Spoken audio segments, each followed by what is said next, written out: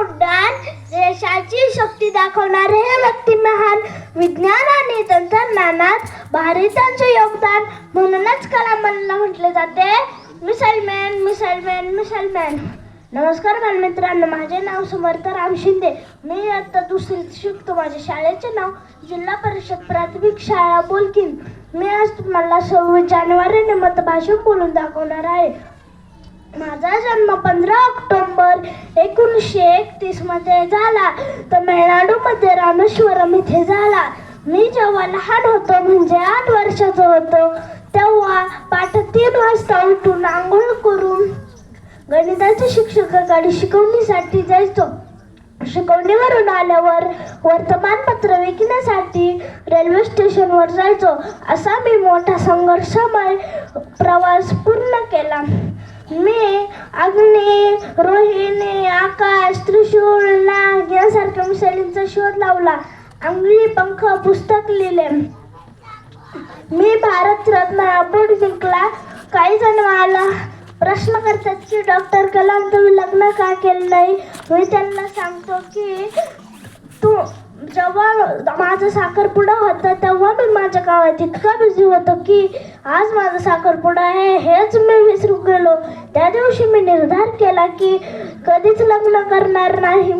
मी जेव्हा राष्ट्रपती बनलो तेव्हा मी माझं खूप धूमधामने स्वागत केले. जेव्हा मी तिथे पोचलो, मी माझ्यासोबत 2 सुटकेस घेऊन गेलो होतो. एका सुटकेसमध्ये माझे कपडे आणि एका सुटकेसमध्ये मात्र माझे पुस्तकं.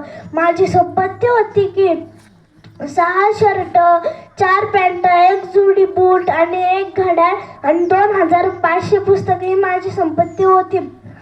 मी म्हणूनच विद्यार्थ्यांना नेहमी म्हणत राहिलो की जेवढंच तुम्ही पुस्तकाचं वाचन कराल तेवढंच ते पुस्तक तुम्हाला मोठं बनवत जाईल.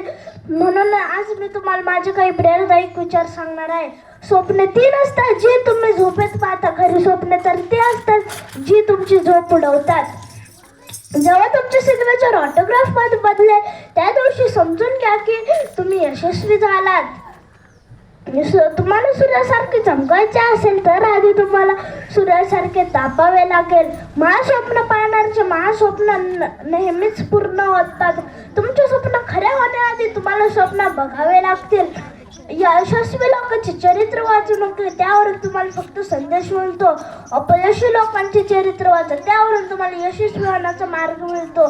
तुम्ही तुमचे भविष्य बदलू शकत नाही, पण तुम्ही तुमची सवय नक्कीच बदलू शकणार. तुमची सवयच तुमच्या उद्याचं भविष्य बदलेल. फेल झाल्यावर कधी हार मानू नका, कारण की फेलचा अर्थ फर्स्ट अटेम्प्ट इन लर्निंग असा होतो. प्रेम आंधळे असते हे खरं आहे, कारण की माझ्या आईने मला न बघताच प्रेम करण्यास सुरू केले होते. जगातील सर्वात मोठा मेंदू बॅक बेंचवरच दिसतो. नवीन मित्र हिऱ्यासारखे असतात आणि जुने मित्र सोन्यासारखे असतात. जेव्हा तुम्हाला हिऱ्यासारखे मित्र मिळतात तेव्हा सोन्यासारख्या मित्राला विसरू नका, कारण की सोन्याची अंगठीच हिऱ्याला पकडून ठेवू शकते. धन्यवाद.